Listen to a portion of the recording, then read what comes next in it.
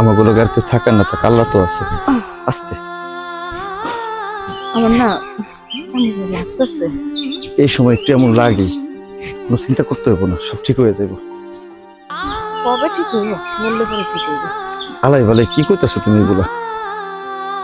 আমার না জুস খাইতে মন চাইতেছে। জুস খাইবা? আচ্ছা এক কাজ করো, তুমি এখানে দাঁড়াও, এদিকে আহ, এখানে দাঁড়াও, আমি জুস লয়ে আইতেছি। হ্যাঁ, কোনটা আনবা জুস? ওইদিকে দোকান আছে একটা, দোকানতে লয়ে আই। আচ্ছা আচ্ছা বাবা তাহলে। আচ্ছা। উফ, দাঁড়া থাকতে ভালো লাগে না, একটু বসি শান্তি মতো। একটু বসে জিরাই, আসুক, আইলে তারপরে জুস খামো।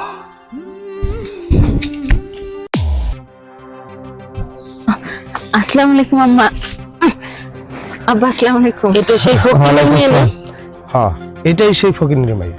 এই মাইয়া, তুই যে আমার পোলাটারে ফুসলাইয়া বিয়া করছস, সেই কারণে আমার পোলাটারে বাড়ি থেকে বের করে দিছি। তোদের তো ভালো থাকার কথা, তোদের এখন এই অবস্থাকে তোর কারণে, শুধু তোর কারণে আমার পোলা আমার বাড়িতে যায় না, আমার সাথে দেখা দেয় না, আমার বাবা ডাকে না। এই শোনো, কি? ও যেহেতু গরিব মানুষ, তো টাকা পয়সার অনেক অভাব করে, কষ্টে থাকে। তার চেয়ে বরং ওরে কিছু টাকা দিয়া আমার ছেলেকে আবার নিয়ে আসো আমার কাছে। দেখো, ও যদি টাকা পাই আমার ছেলের ছাইরা চলে যায়, তাহলে তো আমার ছেলেটা আবার আমার কাছে ফিরে আসবে। হ্যাঁ, তুমি ঠিকই কইছো। এই মেয়ে, এই শোন, তোর একটা ভালো বুদ্ধি দিই। তোর যে পেটে বাচ্চাটা না, আমি তোর কিছু টাকা দিয়ে দিচ্ছি। এই টাকাটা দিয়ে বাচ্চাটা নষ্ট করে ফেলবি, এই ধর, আর তুই অন্য জায়গায় যা বিয়ে করবি, আমার পোলাটারে ছাইরা দে। আব্বা আপনি কি কইতেছেন? এনে যা বলছে একেবারে রাইট বলছি। আর তুই কাকে আব্বা বলিস? হ্যাঁ, তোর মুখে না আব্বা আম্মা এসব শুনতে একদম ভালো লাগে না। একবারে কিরকম যেন একটা কুচ্ছিত, মানে কি বলবো। আম্মা, আপনাকে টাকা আপনারাই নেন। আরে রাখ রাখ, তোদের কাজে লাগবে। না, আমার কোনো টাকার দরকার নাই, কিন্তু আপনারা যেটা কইতাছেন আমি এটা করতে পারবো না।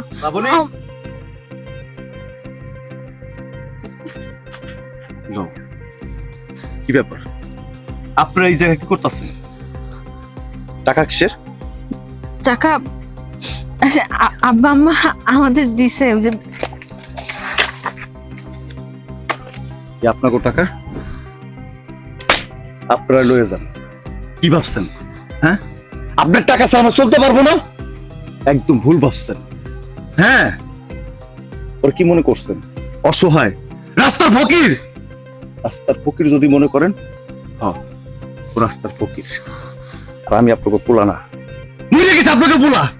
সেদিনকে আপনাকে পোলার বাড়িতে খেদাই দিচ্ছেন না, সেই দিনকে আপনাকে পোলা আপনাকে জীবন থেকে মরে গেছে। আপনি মনে করছেন আমি খাইতে না পারে আপনার দৌড়ে ফিরে যাবো? কখনো না। আমি যদি সারা জীবন রাস্তায় রাস্তায় ঘুরি না, তাও আপনাকে দুয়ারে কখনো ফিরে যাবো না, আর ওরেও ছাড়তে পারবো না। ওরে ছাড়ার লাইগা আপনারা আমার তেজ্য পুত্র করছেন, আর তেজ্য পুত্র যেহেতু করছেন, এখন কিসের জন্য টাকা দিয়ে হেল্প দিতেছেন? কিসের লাগে টাকা দিতেছেন? আপনার টাকার পরে না টাকা আমার লাগবো না। আমি প্রয়োজনে রিক্সা চালাই খামো, ঠেলা গাড়ি ঠেলমু, প্রয়োজনে কিস্তিন দিব, আর অনেক কাজ আছে না দুনিয়াতে, সেইগুলো কমু, মাঠে ঘাটে কাজ করবো, তারপর আপনার দুয়ারে যাবো না। আর এই যে মা, কি কইছিলা? হ্যাঁ, একমাত্র পোলা আমি তোমার, তাই না? একমাত্র পোলারে তুমি অনেক বড় ঘরে বিয়ে দিবা, ধুমধার একটা করে বিয়ে দিবা। পোলারে এত ভালোবাসো, কিন্তু পোলার ভালোবাসার মানুষকে মাইনে নিতে পারো নাই। কেমন মা তুমি, যে ভালোবাসার মানুষকে মাইনে না নিয়ে বাড়ি থেকে দূর দূর করে তাড়াই দিছো, আর আজকে রাস্তায় দুজনে মিলা অনুশোচনা দেখাইতেছো, হ্যাঁ ভিক্ষা দিতেছো। তোমাদের টাকা পয়সা আবার কিচ্ছু লাগবো না। এই যে বাবা, আজকে যে সন্তানের দাবি নিয়ে এখানে দাঁড়াইছো, আমি যে তোমার সন্তান, কখনো সেই সন্তানের দায়িত্ব পালন করছো? তার কখন কি লাগে না লাগে জিজ্ঞাসা করছো? সবসময় তো তুমি তোমার বিজনেস নিয়ে ব্যস্ত ছিলা। যখন বলছি বাবা তোমার সঙ্গে আবার একটু কথা আছে, কি বলছো? আমার একটা মিটিং আছে। যখন বলছি বাবা তোমার সঙ্গে আবার একটু কথা আছে, কি বলছো? আমার ইম্পর্টেন্ট এক জায়গায় যাইতে হবে। সন্তানের মূল্য দিছো? দাওনি। আর মা, আজকে সন্তানের জন্য দরদ উদ্লাই পড়তেছে না, লক্ষ লক্ষ টাকা দিতেছো সন্তানদের, চুপ, একটা কথা কইবা না তুমি। এই যে সুন্দর সুন্দর শাড়ি কাপড় পরা, সুন্দর সুন্দর মডার্ন ড্রেস পরা জায়গায় জায়গায় মিটিংয়ে যাও, ভাত খেতে যাও, সন্তানের কথা কখনো ভাবছো? সন্তান যে একটা মানুষ, তার যে চাওয়া আছে, কখনো ভাবছো? একটা মানুষে ভালোবাসছে, সেই ভালোবাসার মানুষটাকে তোমার সঙ্গে শেয়ার করছে। তুই তো একটা মেয়ে, মেয়ে হয়ে মেয়ের প্রতি কোন রকম তোমার দায়িত্ব ছিল না? পারতে তো তুমি, হ্যাঁ, সন্তানের মুখের দিক থেকে বার্তন থেকে বাইরে নিতে। এই যে টাকা পয়সা অর্থ সম্পদ, কি করবো এগুলো দিয়া? এগুলা কি কবরে নিয়ে যাওয়া? আমার জন্য তো করছিলা।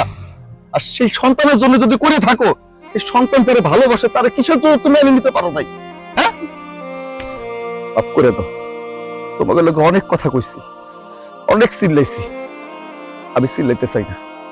আমার এখনো শরীরে শক্তি আছে, আমার শরীরে রক্ত আছে। যদি প্রয়োজন হয় কাজকর্ম করে না খাইতে পারি, রক্ত বিক্রি কইরা আমার ভালোবাসার মানুষের লইয়া আমি থাকবো।